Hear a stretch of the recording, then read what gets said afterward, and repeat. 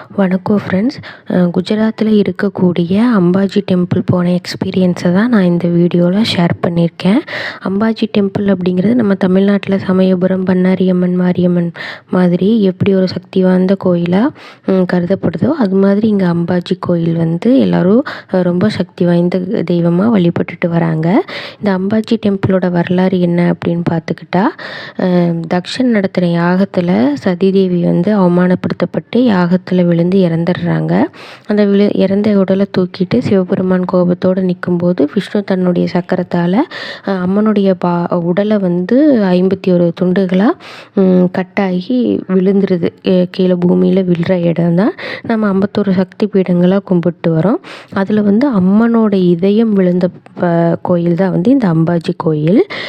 இப்போ பார்த்துக்கிட்டு இருக்க இந்த கோயில் வந்து அம்பாஜி கோயிலுக்கு 50 கிலோமீட்டருக்கு முன்னாடியே இருக்கிற ஒரு பகவதி அம்மன் தான். அம்பாஜி டெம்பிளுக்கு போகிறதுக்கு முன்னாடி ஒன்றா இந்த கோயிலுக்கு வரணுமா, இல்லை அங்கே சாமி கும்பிட்டதுக்கு அப்புறமா இந்த கோயிலுக்கு வரணும் அப்படின்னு வந்து சொல்கிறாங்க. இது அம்மன் கோயில் தான். மெயின் அம்மனை சுற்றி ஒரு 10 அம்மன் சிலைகள் வந்து இருக்கும். அது வந்து அம்மனுடைய அவதாரங்களை குறிக்கிற மாதிரி ஒவ்வொரு அவதாரத்தில் ரொம்ப அழகாக செதுக்கி வச்சுருப்பாங்க. இந்த கோயிலில் வந்து மொபைல் அலோட் கிடையாது. ஸோ அதனால் அதெல்லாம் கவர் பண்ண முடியல. காலையில் மார்னிங் ஆரத்திக்கே நாங்கள் போயிட்டதுனால ரொம்ப திருப்தியாக ஒரு 15 மினிட்ஸ் ஆரத்தி நடந்துச்சு. கூட்டமும் அதிகமாக இல்லாதனால ரொம்ப திருப்தியாக சாமி பார்த்துட்டு வந்தோம். இது வந்து பார்க்குற கொஞ்சம் சின்ன கோயில் மாதிரி உள்ளே இருந்தாலும் கண்டிப்பாக உள்ளே போய் பார்க்கணும். ஏன்னா அம்மனை சுற்றி இருக்கக்கூடிய அவதாரங்களான அம்மன் சிலையும் ரொம்ப அழகாக இருந்துச்சு. காலையில் தரிசனமே ரொம்ப திருப்தியாக இருந்துச்சு. அடுத்தது அப்புறம் இந்த அம்மன் கோயிலில் வந்து பிரசாதமாக நம்ம சாமிக்கு கொடுக்குறக்கு குங்குமம், ஸ்வீட்டு, அம்மனுக்கு போடுற துண்டு, தேங்காய், பூனா ரோஸ் தான் வச்சுருந்தாங்க மேக்ஸிமம். ஸோ இதெல்லாம் நம்ம கொண்டு போய் கொடுக்கலாம். வந்து சின்ன அம்பாஜி கோயில் அப்படின்னு சொல்கிறாங்க, சோட்டு அம்பாஜி மாதா கோயில் அப்படின்னு சொல்கிறாங்க. இந்த கோயிலுக்குள்ளே வந்து பிரகாரத்தை சுற்றி இருக்கிற செவுத்தில் வந்து எல்லோரும் காசை ஒட்டி வச்சு வேண்டுதல் வந்து வச்சுட்டு இருந்தாங்க. அடுத்து இந்த கோயிலோட தரிசனம் முடிச்சுட்டு நாங்கள் அடுத்தது அம்பாஜி டெம்பிளுக்கு கிளம்பிட்டோம். இது வந்து 50 கிலோமீட்டர் இருக்குது. இந்த கோயில் வந்து பனஸ்கந்தா டிஸ்ட்ரிக்டில் இருக்குது. இங்கேருந்து ராஜஸ்தானுக்கு 25 கிலோமீட்டர் தான் மவுண்ட் அபு போகிறதுக்கு. வந்தாச்சு. அரசுரி அம்பாஜி டெம்பிள். இதனுடைய கோயில் கோபுரம் வந்து தங்கத்தால் வேயப்பட்டிருக்கு. இங்கேயும் அம்மனுக்கான பிரசாதங்களாக நம்ம உள்ளே கொண்டு போகிறதுக்கு துணி, குங்குமம், பூ, தேங்காய், அடுத்தது மருதாணி பவுடர், மெஹந்தி பவுடர் எல்லாமே இங்கே வந்து சாமிக்கு பிரசாதமாக உள்ளே கொண்டு போகலாம். இங்கே உள்ள எதுவுமே கோயிலுக்குள்ளே அலோட் கிடையாது. லாக்கர் இருக்குது. லாக்கரில் நம்ம லக்கேஜும் மொபைல்ஸ் எல்லாமே வச்சுட்டு போயிடணும். சும்மா சொல்லக்கூடாதுங்க. அம்மன் தரிசனம் அவ்வளோ சூப்பராக இருந்துச்சு. அம்மன் பார்க்குறக்கு அவ்வளோ அழகாக இருந்தாங்க. கூட்டமும் அதிகமாக இல்லாதனால நல்லபடியாக சாமி தரிசனம் முடிச்சுட்டு வெளியே வந்தோம். வெளியே வந்து ஷாப்பிங் பார்த்துக்கிட்டோம் அப்படின்னா இங்கெல்லாம் மார்பிள் கல்லால் செய்யப்பட்ட பொருட்கள் அதிகமாக இருந்துச்சு. 2வது வந்து சாம்பிராணி விதவிதமாக வச்சுருந்தாங்க. கோயிலுக்குள்ளேனா அந்த கோயிலுக்கான சார்ந்த கடைகள் வந்து உள்ளேயே இருக்குது. அங்கே வந்து சாம்பிராணி தான் சும்மா மணமாக இருக்குது, விதவிதமாக இருந்துச்சு. ஸோ உள்ள மொபைல் அலோட் கிடையாதுங்காட்டி நான் அந்த வடிவமைப்பு வந்து எடுக்க முடியல. கட்டியாக அது ஒரு மாதிரி கலராக இருந்துச்சு. அது போக நார்மலாக இந்த கடைகளில் வந்து இந்த மாதிரி மார்பிள் கல்லால் செதுக்கப்பட்டது தான் அதிகமாக இருந்துச்சு.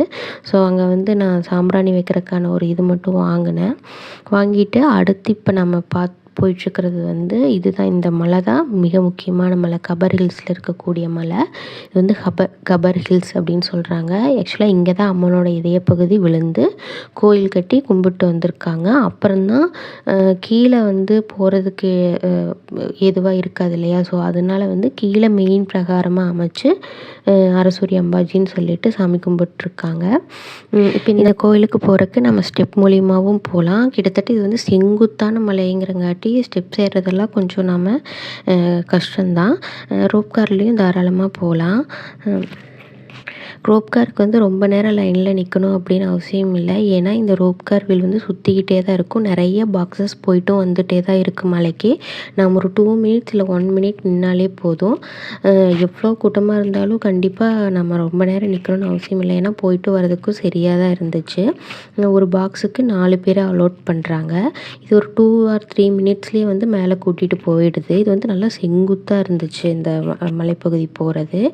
ஆக்சுவலாக இந்த ரோப் வே வந்து ஏஷியாவிலேயே லாங்கஸ்ட்டு ரோப் வே 2.3 கிலோமீட்டருக்கு வந்து இது அவைலபிளாக இருக்குது. இப்போ நாங்கள் போனது வந்து இங்கே கீழேருந்து மலைக்கு மேலே மட்டும்தான், அம்பாஜி டெம்பிள் வரைக்கும் தான். ஆனால் இங்கே இருந்து கிர்நகர் வரைக்கும் வந்து நம்ம வந்து போகலாம். மவுண்ட் கிர்னர்லேருந்து போகலாம். அந்த வேல வந்து இருக்கிற கோயில்களையும் எல்லாம் பார்த்துட்டு போகலாம் அப்படிங்கிற மாதிரி சொல்லியிருந்தாங்க. ஆனால் நாங்கள் அதெல்லாம் ப்ரிஃபர் பண்ணல. நாங்கள் இந்த கோயிலுக்கு மட்டும்தான் போயிருந்தோம். ஸோ நீங்கள் கண்டிப்பாக போகிற மாதிரி இருந்துச்சுன்னா நீங்கள் சுற்றி இருக்கிற கோயிலுக்கும் தாராளமாக போயிட்டு வாங்க. கிட்டத்தட்ட ஒரு 7 கோயில்களுக்கு பக்கமாக இருக்குது. இந்த கோயில் மேலேருந்து பார்க்கும்போது மலைத்தொடர்களுக்கு நடுவில் இருக்கிற மாதிரி இருக்கும். நம்மளை சுற்றியுமே ஃபுல்லாகவே மலை தான் இருக்கும். இது எல்லாமே ஆரவல்லி மலைத்தொடர், ராஜஸ்தான் பார்டர் அந்த மாதிரி எல்லாமே கனெக்ட் ஆகிற இது. நாங்கள் வந்து மழை காலத்தில் போயிருந்தங்காட்டி அதிகமாக மலையை பார்க்க முடியல. பாதி தூரத்துலேயே மிஸ்ட் கவர் பண்ணியிருந்துச்சு. இது ரொம்ப சின்ன கோயில் தான். ரொம்ப பேரெல்லாம் மேலே இருக்க முடியாது. ஸோ வரவுக்கும் போகிறதுக்கும் கரெக்டாக இருக்கிற மாதிரி தான் அலோவ் பண்ணுறாங்க. இங்கே அம்மனுக்கு வந்து இந்த மாதிரி கொடுக்குறக்கு புட்டு, சாந்து, வளையல், சீப்பு, அடுத்தது மருதாணி, அந்த துணி அதெல்லாமே வச்சு விற்றுட்ருந்தாங்க அம்மனுக்கு கொடுக்குறது. இந்த கோயிலில் இன்னொரு ஸ்பெஷல் என்ன அப்படின்னா, கிருஷ்ணருக்கு வந்து முதல்ல மொட்டை போட்டிருக்கிறது வந்து இந்த கோயிலில் தான் போட்டிருக்காங்க. நவராத்திரி டைமில் வந்து ரொம்ப விசேஷமாக இருக்கும் இந்த கோயிலெல்லாம். ஸோ நீங்கள் முடிஞ்ச அளவுக்கு வரும்போது அன்டைமில் வந்தீங்கன்னா தான் நல்லா பார்த்துட்டு போக முடியும். ஸோ நாங்களும் அந்த மாதிரி பிளான் பண்ணி தான் அன்டைமில் போயிருந்தோம். இங்கே ஏறிது தான் மெயின் பிரகாரம், அம்மனோட பிரகாரம். ஸோ அதனுடைய ஜோதி வந்து அணையாமல் இன்னும் எரிஞ்சுக்கிட்டு இருக்குது அப்படின்னு சொல்கிறாங்க. அந்த ஜோதி வந்து எப்போவுமே எரிஞ்சுக்கிட்டு அணையாமல் பாதுகாத்துக்கிட்டு வராங்க. ஸோ அம்பாஜி மாதா தரிசனம் எங்களுக்கு 3 கோயில்லையுமே நல்லபடியாக அமைஞ்சது. ரொம்ப சிறப்பாக தரிசனம் பார்த்துட்டு கிளம்பிட்டோம். 4 மணிக்கு அகமதாபாத்தில் கிளம்புனது, 10 மணிக்கு தரிசனம் முடிச்சு திரும்பி ரிட்டன் போகிறதுக்கு ரெடி ஆயாச்சு.